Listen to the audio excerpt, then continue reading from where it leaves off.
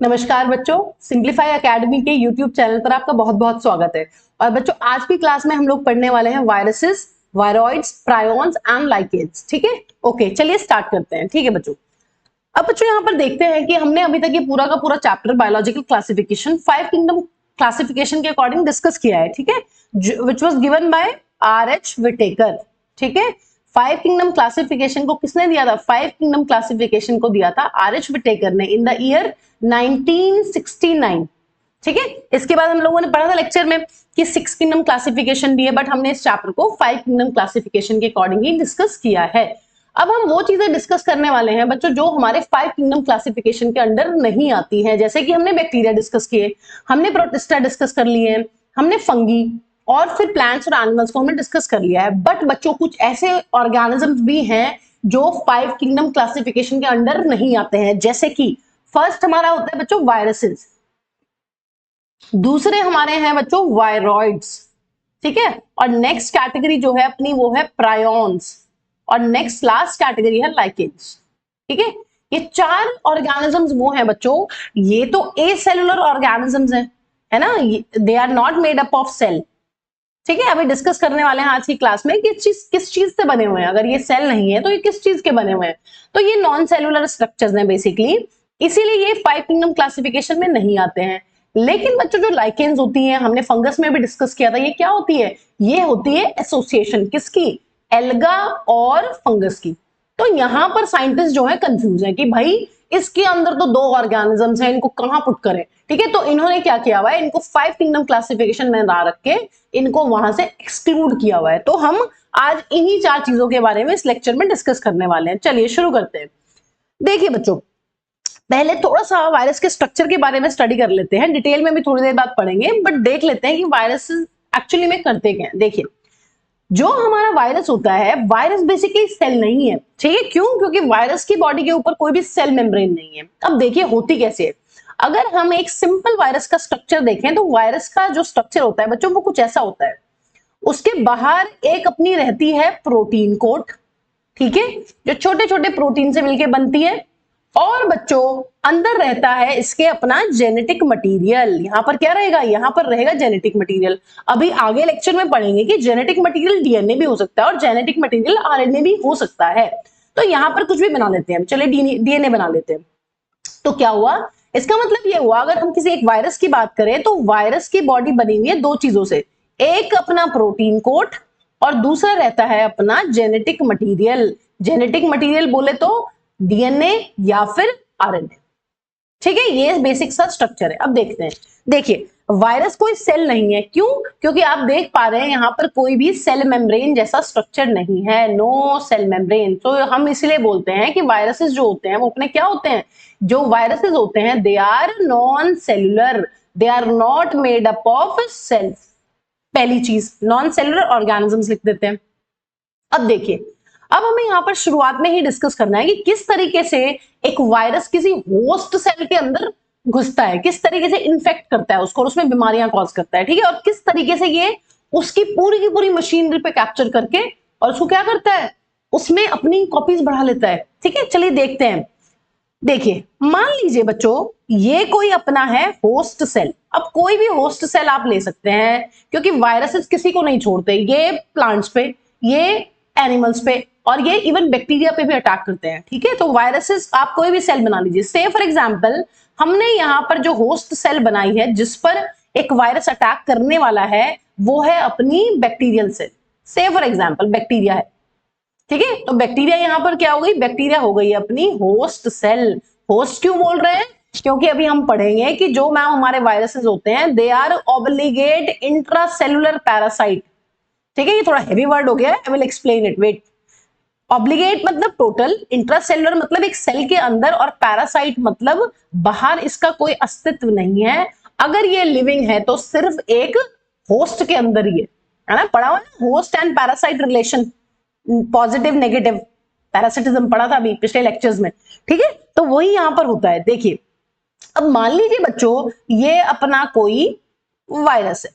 ठीक है, वायरस को ऐसे बना लेते हैं। तो बेसिकली वायरस करता क्या है, ये मान लीजिए इसका जेनेटिक मटेरियल है, यहां पर बैक्टीरियल सेल के पास भी अपना जेनेटिक मटेरियल होगा। तो ये करता क्या है, ये अपने जेनेटिक मटेरियल को इसके अंदर इंसर्ट करता है। जैसे आप यहाँ इस जिफ फाइल में भी देख सकते हैं क्या हो रहा है यहाँ पर देखिए, अभी आने वाला है, तो यहाँ पर कर लेते हैं इसको। देखिए यहाँ पर क्या हुआ, यहाँ पर इसने डीएनए इंसर्ट कर दिया। देखिए यहाँ पर क्या हो रहा है, यहाँ पर भी सेम चीज हो रही है कि एक जो सेल है उस पर वायरस आके अटैक करता है। देखिए इसने अपना क्या किया है, इसने अपना डीएनए इस तरीके से इसके अंदर इंसर्ट कर दिया, जेनेटिक मटेरियल।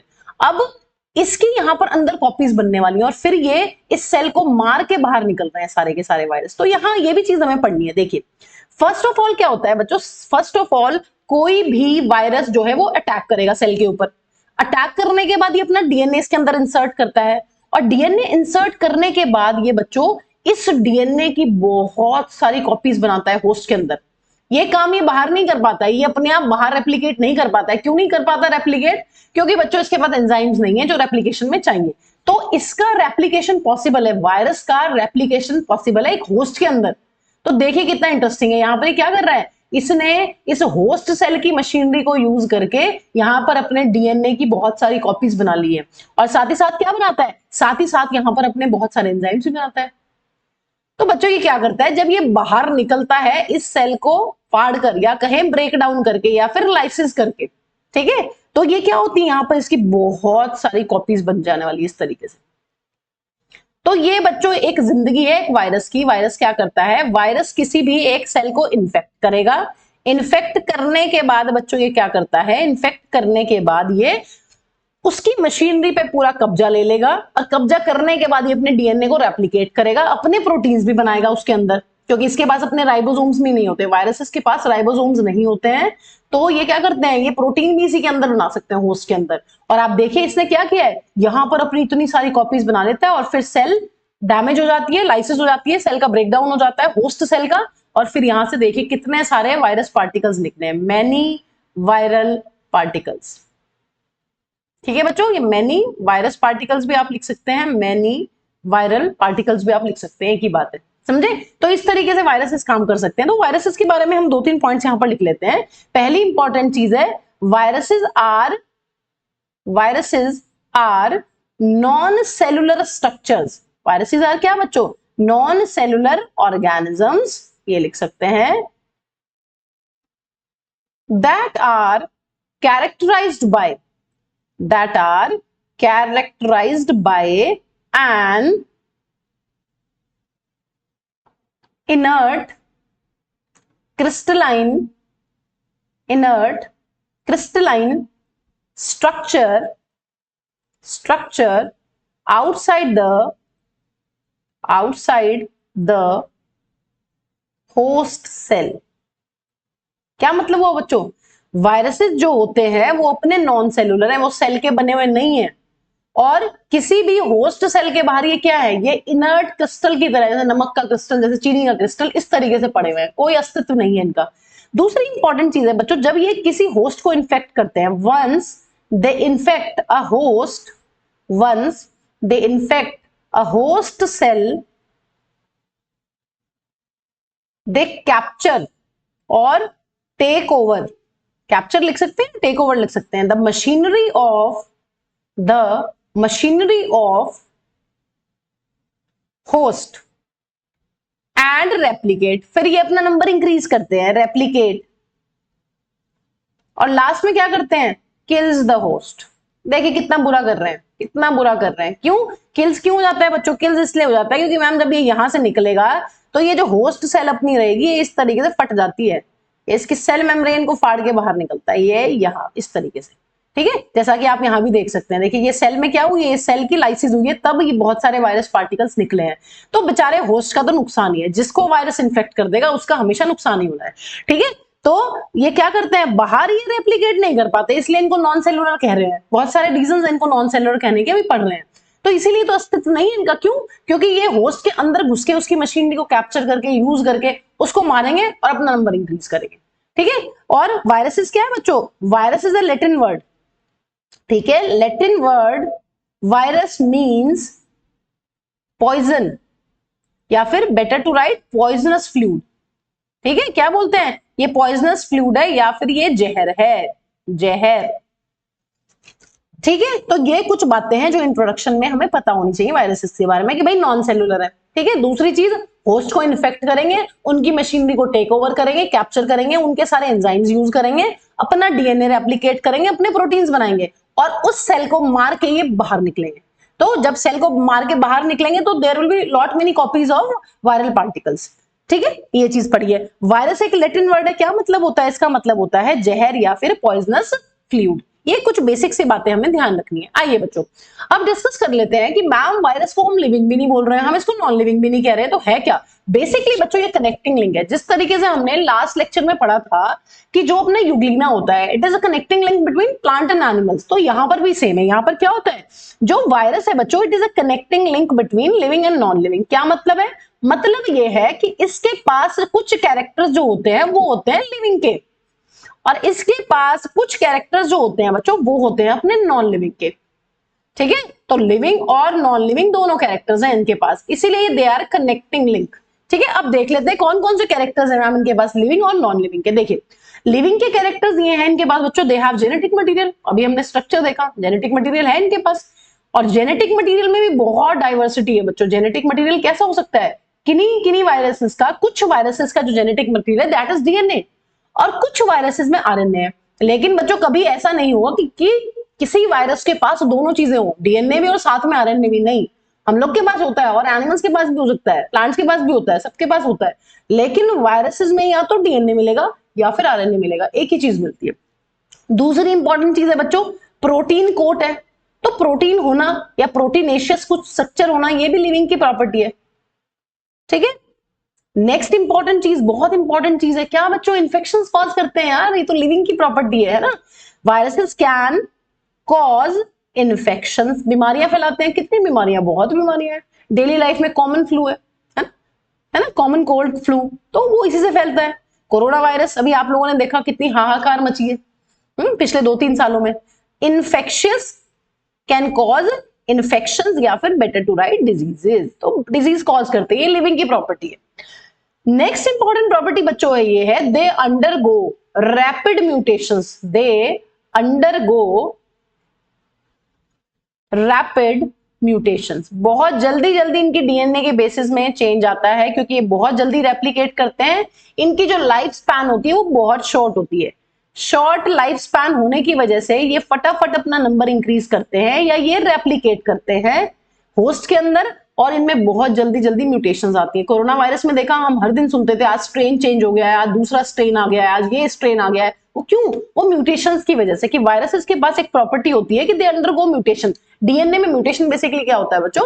म्यूटेशन का मतलब होता है डीएनए में हल्का फुल्का चेंज आते रहना, है ना, बेस पेयर में कहीं थोड़ा चेंज आ जाना। इसको डिटेल में पढ़ेंगे भी 12th क्लास में कि म्यूटेशंस क्या होती है, लेकिन अभी के लिए आप समझ सकते हैं कि डीएनए में थोड़ा बहुत चेंज आ जाना, है ना। जब डीएनए की एक कॉपी से 2 कॉपीज नहीं बनेंगी तो डीएनए में कुछ चेंज आ गया। से फॉर एग्जांपल ये आपका डीएनए है पुराने वाला, आप इससे नया डीएनए बना रहे हो, इस तरीके से ये नए डीएनए की 2 कॉपीज बनेंगी। डीएनए रेप्लिकेशन का क्या मतलब है? डीएनए रेप्लिकेशन या डीएनए डुप्लीकेशन का मतलब होता है एक डीएनए से 2 डीएनए की कॉपीज बनाना। तो मान लीजिए ये 2 नई डीएनए की कॉपीज बनी है, और मान लीजिए यहां पर कुछ इस तरह का स्ट्रक्चर था। मान लीजिए यहां पर ए और टी था, ये 2 बेस पेयर्स थे। ठीक है, 10th क्लास में पढ़ा हुआ है कि बेस पेयर्स होते हैं डीएनए में। यहां पर चेंज आ जाता है, मान लीजिए इतना भी चेंज आ गया, यहां पर जीसी आ गया, एटी की जगह, तो ये क्या है? ये अपना हो जाएगा बच्चों म्यूटेशन। ये जो वायरल पार्टिकल्स बनेंगे they will be different from this strain. ठीक है, तो ये इस तरीके से आप समझ सकते हैं अभी के लिए कि डीएनए में चेंज आ जाना मतलब जो नया डीएनए बनता है अगर वो चेंज है, वो थोड़ा सा डिफरेंट है, तो इसको म्यूटेशन बोल सकते हैं। ठीक है, अब आइए नॉन लिविंग प्रॉपर्टीज देख लेते हैं। नॉन लिविंग प्रॉपर्टीज क्या है इसकी? It is not a proper sale, it is not a sale, it is not a complete sale. ये सेल ही नहीं है, इसके पास कोई सेल मेम्ब्रेन ही नहीं है, पहली इंपॉर्टेंट चीज। इसीलिए इसको हम क्या बोल रहे हैं? इसीलिए इसको बोल रहे हैं हम नॉन लिविंग।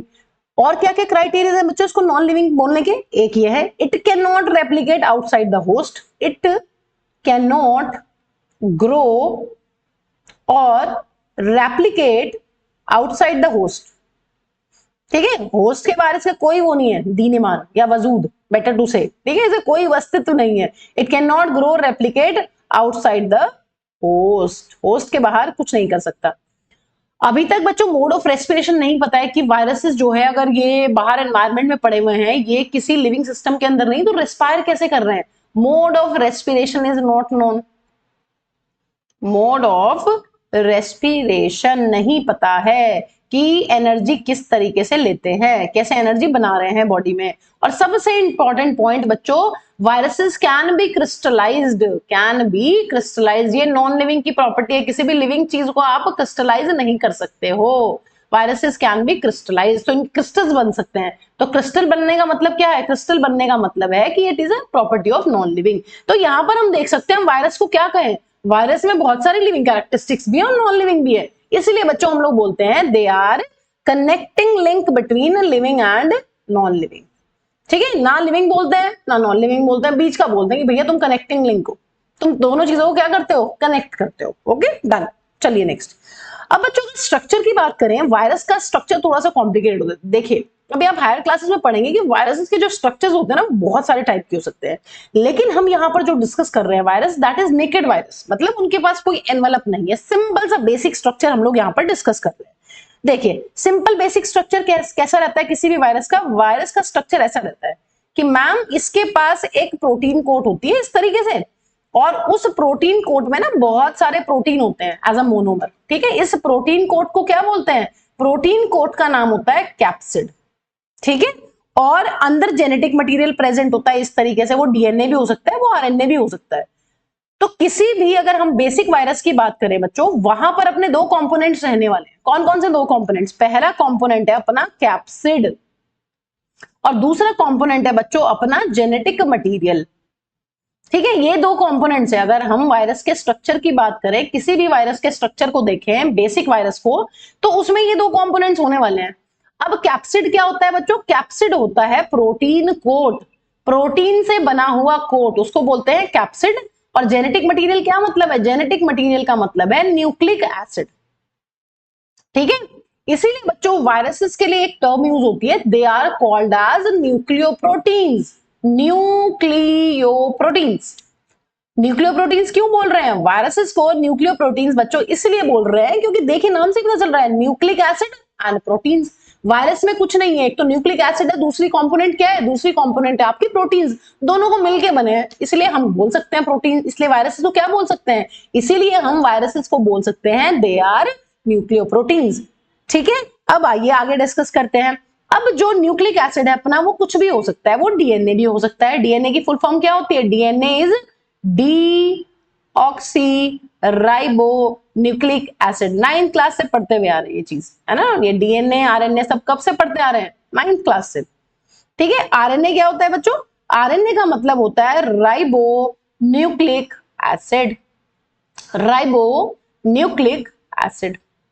ठीक है, तो या तो डीएनए मिलेगा या फिर आरएनए मिलेगा, दोनों कभी नहीं मिलेंगे। आइदर डीएनए और आरएनए, अदर डीएनए और RNA, both DNA or RNA are not present, both DNA as well as RNA are not present in any virus, are not present in any virus। कोई virus भी बच्चों ऐसा नहीं होने वाला है जिसमें अपनी दोनों चीजें हो, नहीं हो सकती, नॉट पॉसिबल। ठीक है, चलिए अब प्रोटीन कोड को डिस्कस कर लेते हैं। अब बच्चों देखिए, जो प्रोटीन कोड अपनी होती है, प्रोटीन कोड ना ये छोटी छोटी यूनिट से मिलकर बना है, इस तरीके से आप देख सकते हैं। ये एक यूनिट है, ये एक यूनिट है, तो बहुत सारी यूनिट्स हैं। एक यूनिट का नाम होता है कैप्सोमियर। जो अपनी एक यूनिट यहाँ पर रहती है वायरस के कैप्सिड में, इसको क्या बोलते हैं? कैप्सोमियर। तो यहाँ पर हम लिख सकते हैं कि भाई जो प्रोटीन कोड है, it is made up of many capsomeres. ठीक है, मेनी कैप्सोमियर। और कैप्सोमियर को क्या लिख सकते हैं? इसको लिख सकते हैं एक basic structural unit of capsid, basic unit. ठीक है, मतलब मान लीजिए प्रोटीन कोड में बहुत सारे मोती मोती मोती हैं, एक मोती को क्या बोल रहे हैं? एक मोती को बोल रहे हैं अपना कैप्सोमियर। ठीक है, ये बात ध्यान रखनी है। अब मैम इसका इंपॉर्टेंस क्या है, कोई सिग्निफिकेंस भी है? देखिए, जो अपना जेनेटिक मटेरियल है, इसका तो सबसे बड़ा सिग्निफिकेंस बच्चों ये है कि ये क्या कॉज करता है? यही इन्फेक्शियस होता है। अगर हम कह रहे हैं ना डरते हैं किसी वायरस से, तो वायरस में डरने लायक चीज क्या है? वायरस में डरने लायक चीज है उसका जेनेटिक मटेरियल। ये इन्फेक्शियस होता है, इन्फेक्शन कॉज करता है। तो मैम प्रोटीन कोड का क्या काम है? देखिए, प्रोटीन कोड का काम होता है to protect this infectious material. ये क्या करता है? It protects the genetic material. बेचारा ऊपर से रक्षा कर रहा है ना उसकी, नहीं तो कवच है एक तरीके से। तो ये सिर्फ क्या कर रहा है, ये कर रहा है प्रोटेक्ट। समझ गए? दो पार्ट है, एक पार्ट है अपना कैप्सिड, अंदर है उसके जेनेटिक मटेरियल। जेनेटिक मटेरियल जो होता है वो कॉज करता है बीमारियां, वो कॉज करता है इन्फेक्शंस, उसको प्रोटेक्ट करने के लिए अपना है कैप्सिड। ठीक है, तो ये बेसिक बात है बच्चों, हमें ध्यान रखनी है। अब आइए इधर देखिए, जो बच्चों कैप्सिड होता है ना अपना, कैप्सिड, हाँ कैप्सिड जो होता है वो उसके दो सिमेट्रीज हो सकती है। कैप्सिड अपना हेलिकल भी हो सकता है इस तरीके से, हेलिकल सिमेट्री में भी मिल सकता है कैप्सिड हमें, और जो ऊपर कैप्सिड होता है वो हमें पॉलीहेड्रल शेप का भी मिल सकता है, पॉलीहेड्रल शेप या सिमेट्री। ठीक है, कैप्सिड की बात कर रहे हैं सिर्फ, capsid may be like this और मे बी लाइक दिस। देखिए क्या होता है, यहां पर आपने स्प्रिंग देखा होगा सभी बच्चों ने, तो स्प्रिंग की तरह देखिए यहां पर क्या है, हेलिकल में क्या है, हेलिकल में जो अपना कैप्सिड रहने वाला है वो अपना रहने वाला है इस तरीके का, स्प्रिंग लाइक। ठीक है, और यहां पर अभी हम देखेंगे, ये मान लीजिए आरएनए, इसी के ऊपर इस तरीके से यहाँ पर बहुत सारे क्या लगे रहते हैं, कैप्सोमियर। अभी स्ट्रक्चर देख रहे हैं, टोबैको मोज़ेक वायरस में इसी तरीके की सिमेट्री मिलती है हमें। ठीक है, अब आइए नेक्स्ट डिस्कस करते हैं बच्चों पॉलीहेड्रल। देखो पॉलीहेड्रल क्या होता है, पॉलीहेड्रल एक क्लोज्ड शेप होती है। पॉलीहेड्रल क्या होती है, यहां पर आप देख सकते हैं, पॉलीहेड्रल एक क्लोज शेप होती है जो मिलके बनती है बहुत सारे पॉलीगन से।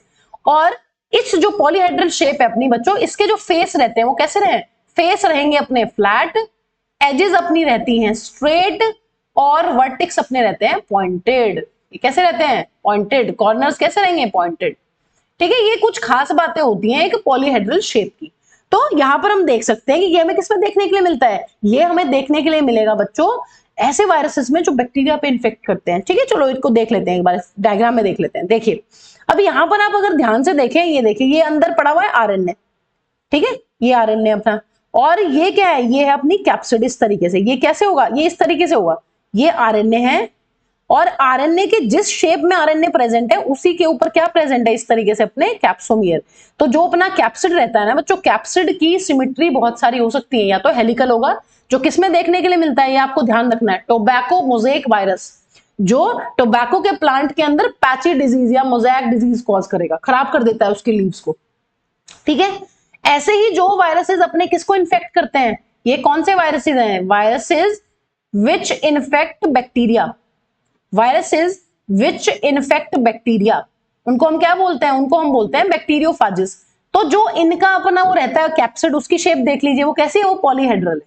तो ये ध्यान रखना है हमें, 12th क्लास में पढ़ेंगे हम लोग बहुत सारे एक्सपेरिमेंट्स इकोलाई और फाजिस वाले। ठीक है, जेनेटिक्स में, तो वहां पर ये काम आएगा। ठीक है, तो बैक्टीरियोफाज क्या है, बैक्टीरियोफाज वो वायरस है जो बैक्टीरिया को इन्फेक्ट करता है, उसकी शेप आप देख सकते हैं। तो आपको क्या क्या ध्यान रखना है, बैक्टीरियोफाज की बॉडी में कितने पार्ट्स होते हैं, हेड, और ये बच्चों अपना रहने वाला है कॉलर, ये है अपनी शीथ, और उसके पास प्रेजेंट होते हैं 6 टेल फाइबर्स। ठीक है, तो एग्जांपल लर्न हो जाएंगे।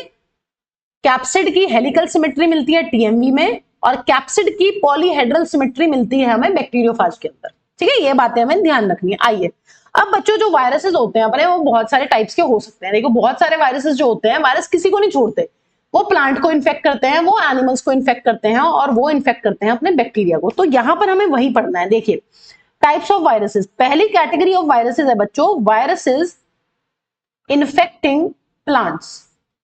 वायरसेस वो वायरसेस जो किसको इन्फेक्ट कर रहे हैं, जो इन्फेक्ट करते हैं अपने प्लांट्स को। ठीक है, दूसरी कैटेगरी ऑफ वायरस क्या है, वायरसेस इन्फेक्टिंग एनिमल्स, वो वायरसेस जो किसको इन्फेक्ट कर रहे हैं, एनिमल्स को। और तीसरी कैटेगरी बच्चों अपनी रहती है वायरसेस इन्फेक्टिंग बैक्टीरिया।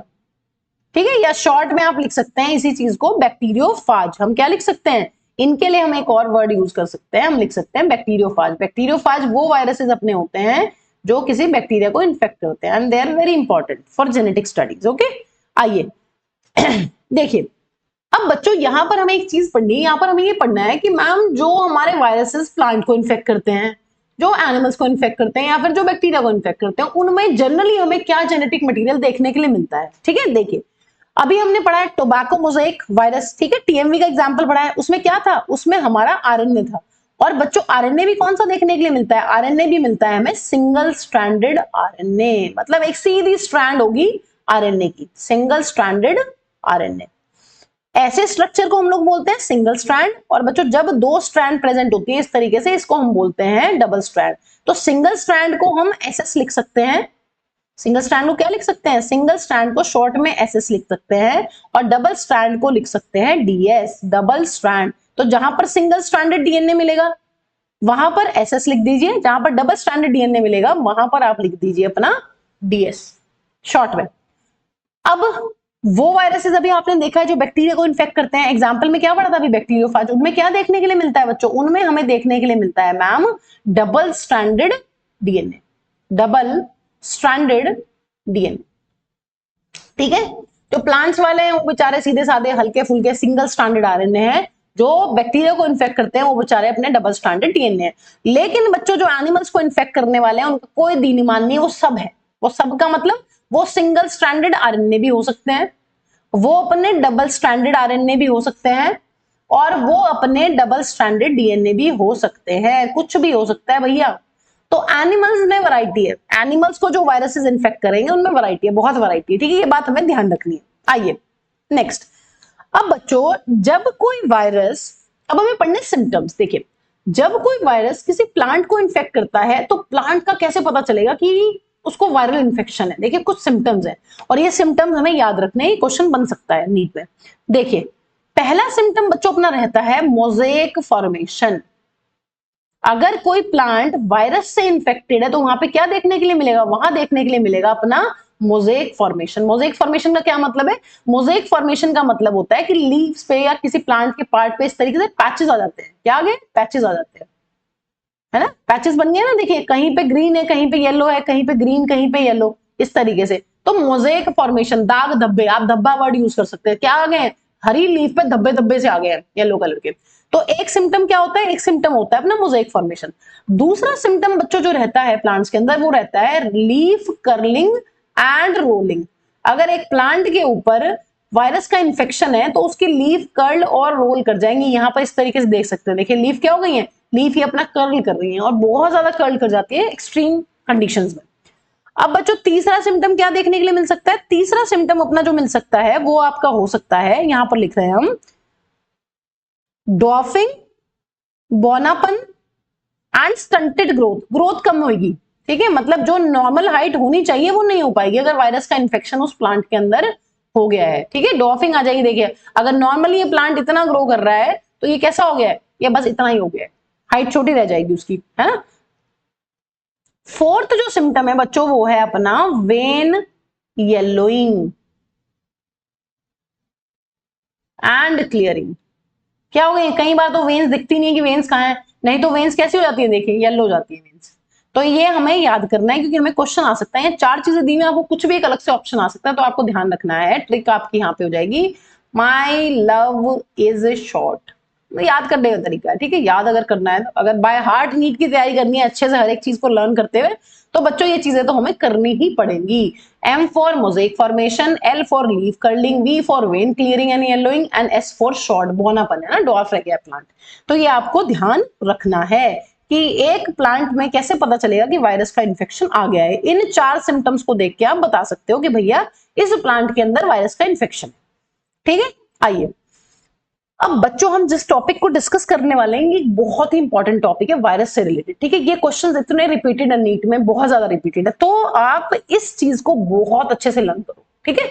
चलो हमें यहाँ पर क्या करना है, इस टॉपिक में हमें चार साइंटिस्ट पढ़ने हैं जो कि बहुत इंपॉर्टेंट है, ठीक है। कौन कौन से चार साइंटिस्ट है, तीन ही पढ़ते हैं अभी, ठीक है, एक अपना वायरॉइड्स में आ जाएंगे। फर्स्ट साइंटिस्ट कौन है बच्चों जो वायरसेस के लिए पढ़ने, दिमित्री इवानोविस्की। क्या नाम है साइंटिस्ट का, साइंटिस्ट का नाम है दिमित्री इवानोविस्की। ईयर है आपका 1892, ठीक है। देखिए इन्होंने क्या देखा था, इन्होंने ये देखा कि भाई कुछ माइक्रो ऑर्गेनिजम्स होते हैं और वो माइक्रो ऑर्गेनिजम्स क्या कर रहे हैं, टोबैको में ना बीमारी कॉज कर रहे हैं। मान लीजिए ये टोबैको की लीव्स हैं, टोबैको का प्लांट है ये, और इन्होंने पाया कि यार कुछ कॉजल एजेंट्स हैं, कुछ हैं ऑर्गेनिजम्स, कुछ माइक्रोब्स हैं जो क्या कर रहे हैं, जो इस तरीके से टोबैको की क्रॉप को या लीव्स को खराब कर रहे हैं, ये पाया इन्होंने, ठीक है। तो इन्होंने वायरस नाम नहीं दिया था, इन्होंने सिंपली ये बोला था बच्चों कि क्या लिख सकते हैं, हम लिख सकते हैं ही recognised some microbes as causal organism, causal मतलब बीमारी कॉज करने वाला, causal organisms of mosaic disease of tobacco, mosaic disease of tobacco. देखिए इन्होंने ये नहीं बताया था कि वायरस होता है, इन्होंने ये बताया था कि कुछ माइक्रोब्स हैं जो टोबैको की क्रॉप को खराब कर रहे हैं, इस तरीके से ये बताया था इन्होंने, वायरस टर्म नहीं दिया था। ठीक है, दूसरा इंपॉर्टेंट पॉइंट क्या है बच्चों, इन्होंने ये बताया था कि जो ये ऑर्गेनिजम्स है ना, जो माइक्रोब्स है जो टोबैको में मोज़ेक डिजीज कॉज कर रहे हैं, ये छोटे होते हैं साइज में, किससे, बैक्टीरिया से। इन्होंने ये प्रूफ किया कि देखिए ये बैक्टीरियल प्रूफ फिल्टर्स हैं अपने, और मैं इन फिल्टर्स को लगा रहा हूं ना, ये फिल्टर से अपने ये ऑर्गेनिजम्स मेरे पास हो रहे हैं, ये ऑर्गेनिजम्स मेरे इतने छोटे हैं, बैक्टीरिया से छोटे हैं कि बैक्टीरियल फिल्टर से पास हो जाते हैं। तो ये दो बातें इन्होंने बताई थी। दूसरा पॉइंट क्या है बच्चों, जिन्होंने बताया था, दीज ऑर्गेनिजम्स या these causal organisms can pass through bacteria proof filters, bacteria proof filters, कि भाई ये ऑर्गेनिज्म जो है बैक्टीरिया प्रूफ फिल्टर से पास हो रहे हैं। इसका मतलब है these are smaller than bacteria, smaller than bacteria, smaller than bacteria इसलिए पास कर रहे हैं। तो बच्चों ये बहुत इंपॉर्टेंट चीज है, ये आपको बाय हार्ट याद रखनी है बिल्कुल, ठीक है, नीट तक। दिमित्री इवानोव्स्की 1892 क्या बोला था इन्होंने बोला था कि कुछ ऑर्गेनिजम्स हैं, छोटे ऑर्गेनिजम्स हैं जो क्या करते हैं, जो टोबैको में मोज़ेक डिजीज कॉज कर रहे हैं। और भैया ये बैक्टीरिया नहीं है, ये बैक्टीरिया से कुछ छोटे ऑर्गेनिजम्स हैं, क्योंकि ये बैक्टीरियल प्रूफ फिल्टर से पास हो रहे हैं। ठीक है, ये बात हमें ध्यान रखनी है। ठीक है, बैक्टीरियल प्रूफ फिल्टर से पास हो जाते हैं। चलिए अब जो हमें अपने दूसरे साइंटिस्ट पढ़ने हैं बच्चों, वो हैं अपने M.W. बेजरिक। और यहां पर सी ही है, आप इसको चेक कर सकते हैं, शायद एनसीईआरटी में इसकी स्पेलिंग गलत दी हुई है, यहां पर ई दिया हुआ है। ठीक है, यहां पर ईयर है आपका 1898, वहां पर 1892 और यहां पर 1898। इन्होंने क्या बोला था, देखिए इन्होंने ये बोला था कि अगर मैं किसी, let me change the colour, अगर मैं किसी इन्फेक्टेड टोबैको प्लांट से उसका एक्सट्रैक्ट लेता हूं, अगर मैं किसी इन्फेक्टेड टोबैको प्लांट से उसका रस लेता हूं, रस या फिर एक्सट्रैक्ट, लीव्स का एक्सट्रैक्ट, ठीक है, कोई प्लांट है जो इन्फेक्टेड है, जैसे कि यहां पर मैं इसका अगर रस लेता हूं और इस रस को मैं छिड़कता हूं किसी हेल्दी प्लांट के ऊपर, तो मैं ये देख रहा हूं कि ये हेल्दी प्लांट भी क्या हो गया, ये हेल्दी प्लांट भी अपना हो गया इन्फेक्टेड। क्या पता किया इन्होंने बच्चों, बेजरनिक ने पता किया कि अगर मैं किसी इन्फेक्टेड प्लांट का रस लेता हूं और उस रस को मैं हेल्दी प्लांट के ऊपर फेंकता हूं, तो वो भी थोड़े दिनों बाद क्या हो जाता है, इन्फेक्टेड हो जाता है। उसमें भी क्या बीमारी आ जाती है, उसमें भी टोबैको मोज़ेक बीमारी आ जाती है, या मोज़ेक डिजीज ऑफ टोबैको हो जाता है, मोज़ेक डिजीज ऑफ टोबैको। ठीक है, ये बताया इन्होंने।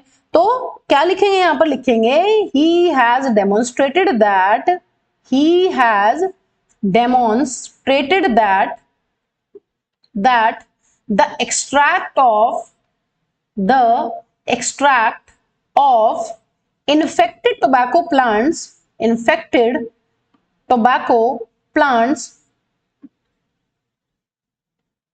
can cause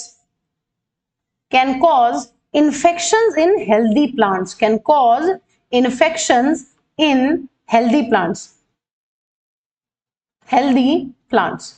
और बच्चों यहां पर ये साइंटिस्ट हैं जिन्होंने इन न्यू पैथोजेंस को, अभी तक किसी को नहीं पता था कौन है जो टोबैको मोज़ेक डिजीज कर रहा है, इन्होंने कहा कि these new pathogens are virus, new pathogens are virus. NCERT ने एक्चुअली इसको अपडेट कर दिया है, पहले वायरस टर्म कुछ किसी और scientist, I think Dmitri Ivanovsky का नाम दिया हुआ था एनसीईआरटी में पहले, कि इन्होंने जो वायरस टर्म है ये दिया, बट एनसीईआरटी ने इसको करेक्ट कर दिया है। जो नए पैथोजेंस हैं जो मोज़ेक डिजीज ऑफ टोबैको कर रहे हैं वो वायरसेस है, वो किसने बताया था, बेजरनिक ने।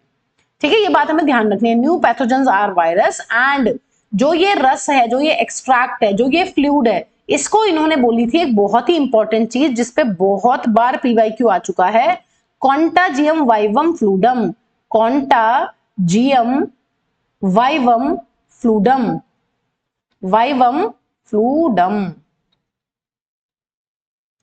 ठीक है, अब इसको अगर इंग्लिश में लिखना हो मैम ये तो बड़ा अजीब सा लग रहा है, फारसी टाइप का लग रहा है, तो कैसे लिखेंगे, इसको लिखेंगे living infectious fluid, living infectious fluid, एक ऐसा फ्लूइड जो इन्फेक्शंस कॉज कर रहा है, लिविंग इन्फेक्शियस फ्लूइड।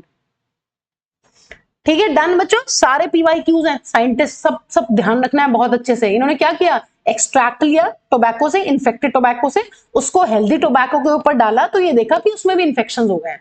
और इन्होंने क्या बताया, इन्होंने ही टर्म दिया है वायरस, कि भैया जो mosaic disease of tobacco cause करते हैं वो वायरसेस हैं, ठीक है। और जो ये फ्लूइड है जो एक्सट्रैक्ट में ले रहा हूं इन्फेक्टेड प्लांट की लीव से, ये है contagium vivum fluidum, living infectious fluid, ठीक है। लास्ट साइंटिस्ट बच्चों अपने पढ़ने हैं वो है अपने WM Stanley. WM Stanley, year क्या रहेगा, ईयर रहेगा अपना 1935 बच्चों, 1935, ठीक है, ईयर्स भी ध्यान रखते हैं। अब देखिए इन्होंने क्या बताया था, इन्होंने बताया था कि भैया वायरसेस को हम क्रिस्टलाइज कर सकते हैं, viruses can be crystallised, viruses can be crystallised, यहां पर ये आ रहा है बच्चों क्रिस्टलाइज्ड, एंड ये क्रिस्टल्स किस चीज के बने हुए हैं, and these crystals are mainly consist of, mainly क्या है इन क्रिस्टल्स में, क्या डीएनए, नहीं, क्या है, कंसिस्ट ऑफ प्रोटीन्स, ठीक है, प्रोटीन्स, ठीक है। हम ये कहते हैं बच्चों कि किसी भी वायरस में जो है 95% उसका प्रोटीन रहता है, ठीक है। जेनेटिक मटेरियल कितना पार्ट है, जेनेटिक मटेरियल सिर्फ और सिर्फ 5% है किसी भी वायरस के अंदर, जो जेनेटिक मटेरियल की वेटेज है वो 5% है, जो उसका प्रोटीन है वो मैक्सिमम है, वो ज्यादा है, उसका वेट कितना है 95%, ठीक है। तो इन्होंने बताया था कि वायरसेस को क्रिस्टलाइज कर सकते हैं। और दूसरी इंपॉर्टेंट चीज है, इसमें मेनली क्रिस्टल्स में आपको क्या मिलने वाला है, मेनली क्रिस्टल्स में आपको मिलने वाले हैं प्रोटीन्स। इन्होंने दूसरी चीज ये बताई कि वायरसेस जो होते हैं they are inert outside the host, they are inert outside the living host, ठीक है। लिविंग, डेड पे तो करेंगे ही नहीं, लिविंग होस्ट, लिविंग के बाहर क्या है, इनर्ट है, इनएक्टिव है, कुछ नहीं कर सकते, रेप्लिकेशन नहीं कर सकते, पढ़ चुके हैं। रेप्लिकेशन कब करते हैं, रेप्लिकेशन तब करेंगे जब किसी होस्ट के अंदर घुस जाएंगे। और इन्होंने बताया था कि viruses are obligate parasites, viruses are obligate intracellular parasites. तो बच्चों ये बातें हमें ध्यान रखनी है कि किस साइंटिस्ट ने क्या बोला, क्या बताया। वायरस टर्म किसने दिया, बेजर्निक ने, ये ध्यान रखना है, ठीक है। किसने क्रिस्टलाइज किया, WM स्टैनले ने, ठीक है। ऑब्लिगेट पैरासाइट किसने बताया, WM स्टैनले ने। तो ये बहुत इंपॉर्टेंट है, अभी हम पीवाईक्यूज करेंगे इस चैप्टर के, तो आप देखिएगा कितने क्वेश्चंस यहां से आए, ठीक है। चलिए बच्चों, अब नेक्स्ट यहां पर कुछ वायरल डिजीजेस दी हैं, जैसे हमने बैक्टीरियल डिजीजेस पढ़ी थी। बैक्टीरियल डिजीजेस कौन कौन सी पढ़ी थी, 4 पढ़ी थी, cholera, citrus canker, typhoid and tetanus, ठीक है। ये 4 बैक्टीरियल डिजीज हम पढ़ चुके हैं। यहां पर कुछ वायरल डिजीजेस हमें पढ़नी है, जैसे कि मम्स। मम्स कौन कॉज करता है बच्चों, मम्स कॉज करते हैं मम्स वायरस, ठीक है। इसी तरीके से स्मॉल पॉक्स कौन कॉज करेगा, स्मॉल पॉक्स वायरस, ठीक है। वहां पर हमने क्या ट्रिक बनाई थी, वहां पर बनाई थी ट्रिक CT। यहां पर आप हमेशा से याद कर सकते हैं, क्योंकि आपको ये पता होना चाहिए, मैंने पहले भी आपको बोला है कि आप इसके लिए एक सेपरेट टेबल बनाइए डिजीजेस के लिए, क्योंकि डिजीजेस पे बहुत कॉमन क्वेश्चन है, क्वेश्चन आता ही आता है कि कौन सी बैक्टीरियल है, कौन सी वायरस डिजीज है, ठीक है। तो आप इसको टेबल फॉर्म में लिख लीजिए। तो हमें क्या ध्यान रखनी है, मम्स, इन्फ्लुएंजा, इन्फ्लुएंजा किससे होता है बच्चों, इन्फ्लुएंजा अपना होता है इन्फ्लुएंजा वायरस से।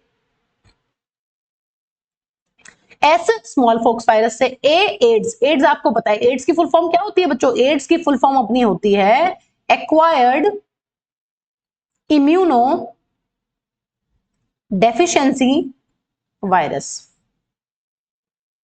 सिंड्रोम, सॉरी डिजीज लिख रहे हैं ना, एक्वायर्ड इम्यूनोडेफिशिएंसी सिंड्रोम। कौन कॉज करता है बच्चों, पॉजिटिव एजेंट है अपना HIV। पॉजिटिव एजेंट क्या है, HIV। HIV का क्या मतलब है, ह्यूमन इम्यूनो डेफिशिएंसी वायरस, ठीक है। वायरस डिटेल में पढ़ेंगे 12th क्लास में एड्स के बारे में, ठीक है। और अपना दूसरा कौन सा है बच्चों, नेक्स्ट है अपना हर्पीज बीमारी, हर्पीज होती है हर्पीज वायरस से, ठीक है। तो यहाँ पर स्मॉल पॉक्स वायरोला वायरस भी लिख सकते हो आप। तो ये हमें डिजीजेस पक्का आनी चाहिए, जिस जिस चैप्टर में जो जो डिजीज आ रही है उसको अपनी लिस्ट में आप ऐड करते जाइए। एक और बीमारी यहाँ पर दी हुई है बच्चों, दिया हुआ है कॉमन कोल्ड, ठीक है। 12th क्लास में पूरा डिटेल में, बट पॉजिटिव एजेंट लिख लेते हैं क्योंकि दिया हुआ है। फ्लू, जो फ्लू होता है वो कौन कॉज करते हैं, फ्लू कॉज करते हैं बच्चों एक ग्रुप ऑफ वायरसेस, उन वायरसेस का नाम है राइनो वायरसेस। राइनो वायरसेस कोई एक वायरस नहीं है बच्चों, ये क्या होते हैं, ये ग्रुप ऑफ वायरसेस, बहुत सारे वायरसेस हैं, ठीक है। इसमें इसके कैटेगरी में आते हैं राइनो वायरसेस कैटेगरी में। तो आपको बीमारियां ध्यान रखनी है कि आपने कौन कौन सी वायरल डिजीजेस यहाँ पर पढ़ी हैं, ठीक है। कौन कौन सी पढ़ी है बच्चों, mumps, influenza, small pox, AIDS and कौन सी है लास्ट अपनी हर्पीज। तो ये बातें हमें ध्यान रखनी है। कॉमन कोल्ड भी पढ़ा है हमने इस चैप्टर में, कॉजेटिव एजेंट नहीं दिया हुआ है कॉमन कोल्ड का, ये हम 12th क्लास में पढ़ते हैं, बट यहां पर आपको दिया हुआ है कि फ्लू कैसे फैलता है। ठीक है, तो ये बातें हमें ध्यान रखनी है बच्चों। अब हमें डिस्कस करने हैं बच्चों कुछ ऐसे पार्टिकल्स जो होते हैं सब वायरल पार्टिकल्स, मतलब ये वायरस से भी बहुत छोटे हैं, सब वायरल पार्टिकल्स। इनका साइज जो है अपना वो कैसा रहने वाला है, वो रहने वाला है वायरस से भी छोटा। मान लीजिए ये एक वायरस है, ठीक है, एक वायरस का स्ट्रक्चर अब आपको पता चल गया है कि मैम एक वायरस के स्ट्रक्चर में क्या होता है। एक वायरस के स्ट्रक्चर में अपना होता है इस तरीके से प्रोटीन कोड, जिसको हम लोग बोलते हैं कैप्सिड, और अंदर होता है उसका जेनेटिक मटीरियल। ठीक है, मान लीजिए क्या है बच्चों, ये जेनेटिक मटीरियल है। तो आप मुझे ये बताइए कि एक वायरस के अंदर कौन सी चीज इंफेक्शियस है, किससे इंफेक्शन हो सकते हैं। हमें पता है, हम पढ़ चुके हैं कि मैम जो इसका जेनेटिक मटीरियल रहता है वो इंफेक्शियस होता है, वो इंफेक्शन कॉज करता है। वायरॉइड्स क्या होते हैं बच्चों, वायरॉइड्स में सिर्फ ये इंफेक्शियस चीज रह जाती है बस। यहां पर क्या है, यहां पर है सिर्फ फ्री आरएनए जो इंफेक्शन कॉज करता है without any protein coat, without protein coat. तो ये है बच्चों अपने वायरॉइड्स। तो देख रहे हैं आप, वायरस सेल नहीं था, इंफेक्शन कॉज कर रहा था, उसके भी और ज्यादा वेरिएशंस आ गई हैं क्या, उसके ऊपर से प्रोटीन कोट हट गया है। जो प्रोटीन कोट इस जेनेटिक मटेरियल को प्रोटेक्ट कर रहा था वो ही रिमूव कर दिया यहां से हमने, इसको जरूरत ही नहीं है। और ये बीमारियां कॉज कर रहा है बच्चों, ये बीमारियां कॉज करता है प्लांट्स के अंदर। ठीक है, तो कैसे ध्यान रखेंगे, हमें इस तरीके से ध्यान रखना है कि एक वायरस में दो चीजें हैं, उसका कैप्सिड और उसका जेनेटिक मटेरियल। तो जब वायरॉइड्स बनते हैं, वायरॉइड्स होते हैं जो, वो क्या होते हैं, उनमें सिर्फ जेनेटिक मटेरियल रहता है, infectious genetic material, protein coat remove हो जाती है। ठीक है, तो हम इस तरीके से इसको याद कर सकते हैं कि वायरस में से क्या चीज रिमूव कर दिया, वायरस में से हम रिमूव कर देंगे उसकी बाहर वाली प्रोटीन कोट, और क्या बन जाएगा बच्चों, और बन जाते हैं हमारे वायरॉइड्स। ठीक है, देखिए बच्चों, अब यहां पर कुछ बेसिक पॉइंट्स दिए हुए एनसीईआरटी में, और ये सारे के सारे नीट के पीवाईक्यू हैं। ठीक है, यहां पर जो अपने वायरॉइड्स हैं वो डिस्कवर किए हैं टीओ डाइनर ने, T O Diener in the year 1971। ठीक है, टीओ डाइनर साइंटिस्ट है, 1971 में क्या डिस्कवर किया, he has discovered the viroids, viroids. ठीक है, इन्होंने ये कहा कि जो वायरस होते हैं they are smaller than virus. Obviously smaller होंगे, क्यों स्मॉलर होंगे, क्योंकि मैम जो ऊपर का प्रोटीन कोड था वो तो है ही नहीं, तो कितना सा आरएनए, इतना सा आरएनए, वो भी 5% होता है आरएनए, है ना, जेनेटिक मटेरियल कितना परसेंट होता है एक वायरस का, 5%, तो इतनी छोटी सी चीज बची है, तो obviously they are smaller than viruses. और बच्चों जो इनके पास आरएनए होता है, क्या होता है इनके पास, they have free RNA. Viroids क्या होते हैं, viroids are free RNA without protein coat, कोई प्रोटीन कोट नहीं है, कोई प्रोटेक्शन नहीं चाहिए, हम तो बिना प्रोटेक्शन के ही इन्फेक्शन कॉज करेंगे। तो free RNA without protein coat. और जो आरएनए भी होता है बच्चों वो कैसा होता है, RNA is of low molecular weight, हल्का फुल्का सा आरएनए। ठीक है, तो ये सारे पॉइंट्स आपको ध्यान रखने हैं कि वायरॉइड्स की डिस्कवरी किसने करी है, टीओ डाइनर ने। वायरॉइड्स छोटे होते हैं कि बड़े होते हैं, साइज में वायरसेस से तो छोटे होते हैं क्योंकि प्रोटीन कोट नहीं है। होता क्या है, वायरॉइड्स फ्री आरएनए होते हैं विदाउट प्रोटीन कोट। आरएनए कैसा रहता है, हाई मॉलिक्यूलर वेट, नहीं, लो मॉलिक्यूलर वेट। हर एक पॉइंट नीट का पीवाईक्यू है बच्चों, आपको बहुत ही सीरियसली इन टॉपिक्स को पढ़ना है। ये किसमें इंफेक्शंस कॉज करते हैं, causes infections in plants, causes infections in plants. ठीक है, ये प्लांट्स के अंदर इंफेक्शंस कॉज करते हैं, जैसे कि अपनी एनसीईआरटी ने एग्जांपल दिया हुआ है वो हमें लर्न करना है। एग्जांपल है बच्चों अपना potato spindle tuber disease, potato spindle tuber disease. ठीक है, पोटैटो में स्पिंडल ट्यूबर डिजीज को ये कॉज करता है। ठीक है, ये बात हमें ध्यान रखनी है, तो आप इसको ध्यान रख सकते हैं। ठीक है, बस ध्यान रख लीजिए पीएसटीडी, अगर वैसे ध्यान रखना है तो। ठीक है, तो क्या क्या इंपॉर्टेंट पॉइंट्स जो हमें वायरॉइड्स के बारे में ध्यान रखने हैं। वायरॉइड्स की डिस्कवरी किसने करी, हाँ जी, डिस्कवरी किसने करी है, टीओ डाइनर ने। कौन से ईयर में कर रही है, 1971 में करी है। क्या छोटे होते हैं, बड़े होते हैं, बहुत छोटे होते हैं, क्यों, क्योंकि इनके पास जो ऊपर वाला प्रोटीन वाला स्ट्रक्चर था वो तो है ही नहीं, तो सिर्फ क्या है इनके पास, फ्री आरएनए है जो इन्फेक्शन कॉज कर रहा है। ये किसमें इन्फेक्शन कॉज करते हैं, जनरली प्लांट्स को इन्फेक्ट करते हैं। ठीक है, और आरएनए भी क्या होता है, आरएनए भी बहुत हल्का फुल्का सा होता है, लो मॉलिक्यूलर वेट। तो एक बार नीट में क्वेश्चन आ गया था RNA is of high molecular weight, तो वो गलत स्टेटमेंट था। तो सारे के सारे पॉइंट्स बच्चों आपको ध्यान रखने हैं यहाँ पर, ठीक है। जो नेक्स्ट टॉपिक है बच्चों अपना वो है प्रायोन्स। अब देखिए प्रायोन्स में क्या होती है, पी, इसको याद रखने का तरीका ये है, प्रायोन्स में सिर्फ होता है प्रोटीन पार्ट। प्रायोन्स क्या होते हैं, एक वायरस का सिर्फ और सिर्फ प्रोटीन पार्ट। तो वायरस में से आप क्या करोगे, वायरस में से मैम अगर हम उसका जेनेटिक मटेरियल हटा दें, ठीक है, जो कि हमें इम्पॉसिबल लगता है कि ये बीमारी कैसे कॉज करेगा, क्योंकि आज तक तो हम ये पढ़ रहे हैं कि जो जेनेटिक मटेरियल है वो इन्फेक्शन कॉज कर रहा है, लेकिन यहाँ वायरस में से भी जेनेटिक मटेरियल हटा दो तो क्या बन जाता है, तो बन जाते हैं अपने प्रायोन्स। मतलब प्रायोन्स क्या होते हैं, प्रायोन्स सिर्फ होते हैं प्रोटीनेशियस।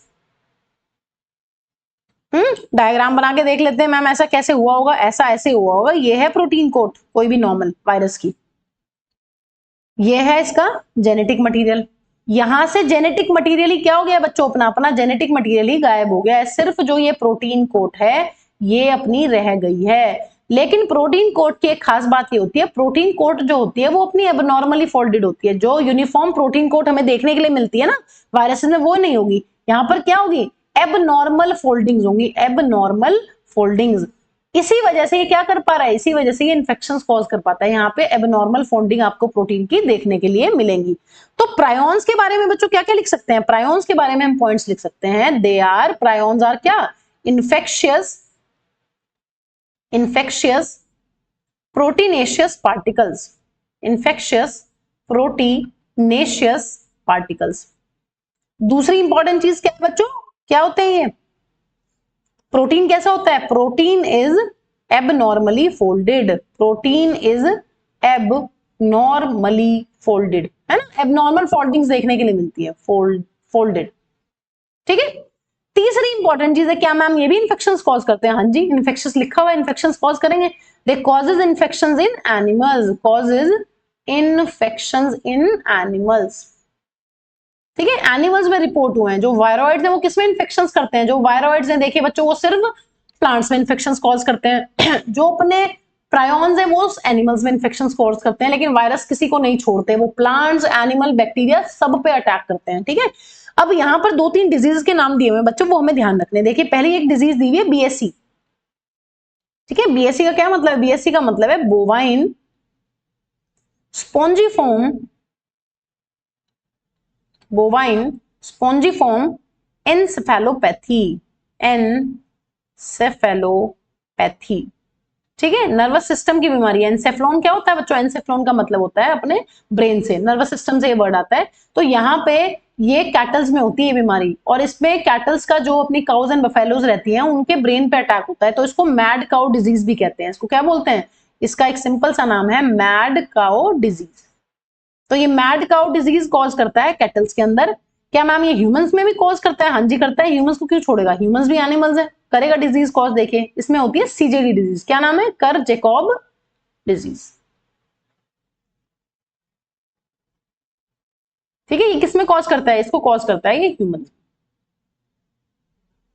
ठीक है। तो ये बातें हमें ध्यान रखनी है। वायरॉइड्स में क्या है, वायरॉइड्स में सिर्फ है infectious genetic material.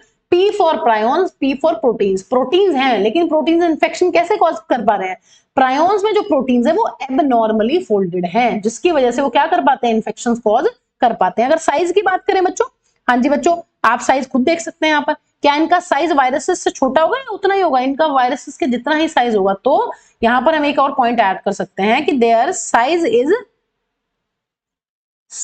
Is similar to viruses, ठीक है। जो प्रोटीन कोट है वो तो है ना, तो साइज जो है वो अपना सिमिलर रहने वाला है वायरसेस के, ठीक है बच्चों। With this we have done with the prions. चलो अभी हमें लास्ट टॉपिक पढ़ना है बच्चों इस चैप्टर का, ये है लाइकेन्स। लाइकेन्स क्या होते हैं बच्चों, पहले भी पढ़ा हुआ है। लाइकेन्स क्या होते हैं, लाइकेन्स मैम एक दोस्ती होती है, ऐसी दोस्ती जिसमें दोनों को फायदा होता है। लाइकेन्स क्या होते हैं, लाइकेन्स एक एग्जांपल है प्लस एंड प्लस रिलेशन का। इट इज अ सिम्बायोटिक और म्यूचुअलिस्टिक, सिम्बायोटिक और म्यूचुअलिस्टिक रिलेशनशिप ऑफ, किस किस के बीच की रिलेशनशिप है, रिलेशनशिप बिटवीन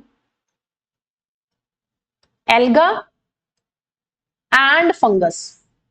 एक एल्गी है और दूसरी फंगस है, इन दोनों के बीच की जो दोस्ती है और इस दोस्ती में बच्चों दोनों का फायदा है। तो सिम्बायोटिक कहो वर्ड, सिम्बायोटिक का भी मतलब क्या होता है? फायदा।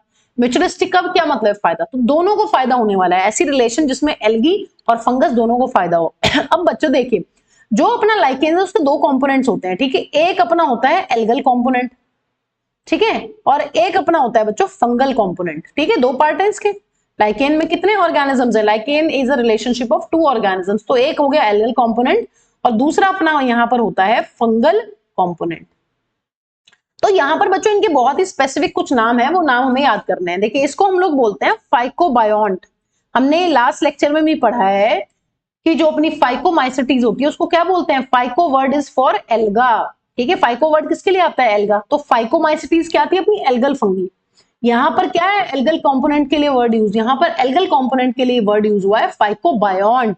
और इसी तरीके से बच्चों फंगस के लिए क्या होता है? फंगल कंपोनेंट के लिए जो वर्ड होता है वो होता है अपना माइकोबायोंट, ठीक है। तो ये ध्यान रखना है कि जो लाइकेन का एल्गल कंपोनेंट है उसका नाम है फाइकोबायोंट, और जो अपना फंगल कंपोनेंट है लाइकेन का उसको बोलते हैं mycobiont. Myco word is for what? Myco word is for fungus and phyco word is for alga, ठीक है। यहां पर आप देख सकते हैं लाइकेन का ये लाइकेन है, ये ट्री है जो कि थोड़ी सी मॉइस्ट है। पहले इस पे क्या ग्रो हुई होगी? पहले इस ट्री के ट्रंक पे या ट्री के जो अपना ट्री ट्रंक है इस पर पहले फंगस ग्रो हुई होगी, क्योंकि ये मॉइस्ट है हल्का सा सरफेस, ठीक है। और फिर इसके ऊपर क्या ग्रो हुई है? फिर इसके ऊपर ग्रो हुई है ये एल्गा, ठीक है। तो ये यहाँ पर देखने से नहीं लग रहा है कि दो ऑर्गेनिजम्स है, बट यहाँ पर दो लिविंग ऑर्गेनिज्म एक दूसरे के साथ दोस्ती बनाकर रह रहे हैं, ठीक है। अब बच्चों यहाँ पर मैम ये इतनी दोस्ती में क्यों रह रहे हैं? यहाँ पर है क्या? देखिए, यहाँ पर दोनों का फायदा है। जो अपना एल्गल कंपोनेंट है, आपको पता है ये क्या होता है? ये होता है फोटोसिंथेटिक। ये फूड खुद बना सकता है अपना। ये क्या कर सकता है? ये फोटोसिंथेटिक का क्या मतलब है? It can prepare its own food. यहां पर जो अपना फंगल कंपोनेंट है, हम पढ़ चुके हैं जितनी भी फंगस होती है वो कैसी होती है बच्चों? सारी की सारी फंगस अपनी रहती है हेटेरोट्रॉफिक। ये क्या होती है? डिपेंडेंट होती है, अपना खाना खुद नहीं बना सकती। तो जो अपना एल्गल कंपोनेंट है ये फंगल कंपोनेंट को देगा फूड, लेकिन जो अपना फंगल कंपोनेंट है ये क्या देता है बच्चों? ये देता है इसको शेल्टर, ऊपर रहने की जगह। और दूसरी चीज ये इसको प्रोवाइड करेगा वाटर, क्योंकि फंगस के जो हाइफे हैं वो क्या कर सकते हैं? वो दूर दूर से वाटर को एब्जॉर्ब कर सकते हैं, और मिनरल्स, ठीक है। तो यहां पर देखिए दोनों का ही फायदा है। एक जो खाना बना सकता है वो दूसरे वाले को खाना दे रहा है, और जो खाना नहीं बना सकता है, जो खाना ले रहा है दूसरे से, वो उसको शेल्टर, वाटर और मिनरल्स दे रहा है। तो यहाँ पर लाइकेंस क्या हो गई? लाइकेंस एक ऐसी रिलेशनशिप हो गई दो ऑर्गेनिजम्स की जहां पर दोनों को ही फायदा है। अब बच्चों यहाँ पर एक बहुत ही इंपॉर्टेंट पॉइंट दिया हुआ है जो हमें यहाँ पर पता होना चाहिए, और हम इसको 12th क्लास में भी पढ़ेंगे। देखिए, जो हमारे लाइकेन्स होते हैं they are good indicators of pollution. They are good indicators of pollution. कैसे ma'am? They are good indicators of pollution. Lichen से हमें पता चल सकता है कि इस किसी भी एरिया में पॉल्यूशन है या नहीं, क्योंकि बच्चों लाइकेन्स कभी भी पॉल्यूटेड एरियाज में ग्रो नहीं करते। Lichens can not grow in polluted areas. जहां पर पॉल्यूशन होगा, मैम किस चीज का पॉल्यूशन होगा? SO2 का, सल्फर डाइऑक्साइड।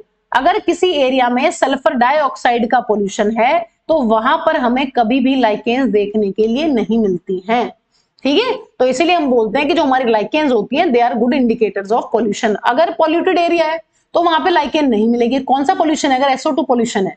अगर किसी एरिया में SO2 पॉल्यूशन नहीं है, साफ सुथरा है बिल्कुल एनवायरमेंट, SO2 से लेस है, तो इसका मतलब क्या है? SO2 नहीं है वहां पर, मतलब तो वहां पर हमें लाइकेन्स देखने के लिए मिल जाएगी। तो SO2 पॉल्यूशन अगर होगा तो लाइकेन्स नहीं मिलेंगी, SO2 पॉल्यूशन अगर नहीं है तो लाइकेन्स मिल जाएगी, ठीक है। तो विद दिस बच्चों we are finish with the topic, और हमने अपना बायोलॉजी क्लासिफिकेशन का जो चैप्टर है वो कंप्लीट कर लिया है। अब नेक्स्ट लेक्चर में बच्चों हम लोग को डिस्कस करने हैं इसके सारे के सारे नीट के PYQs, ठीक है। तो इस चैप्टर से काफी क्वेश्चंस आते हैं हर साल, 4 या 5 क्वेश्चंस आते हैं, बट शायद 2024 में 2 या 3 ही क्वेश्चंस आए हैं यहाँ से। तो सारे के सारे क्वेश्चन बच्चों हम लोग डिस्कस करने वाले हैं। 70 to 80 क्वेश्चन रहेंगे हमारे लगभग, ठीक है। तो चलिए मिलते हैं बच्चों नेक्स्ट क्लास में, ठीक है। Okay, thank you.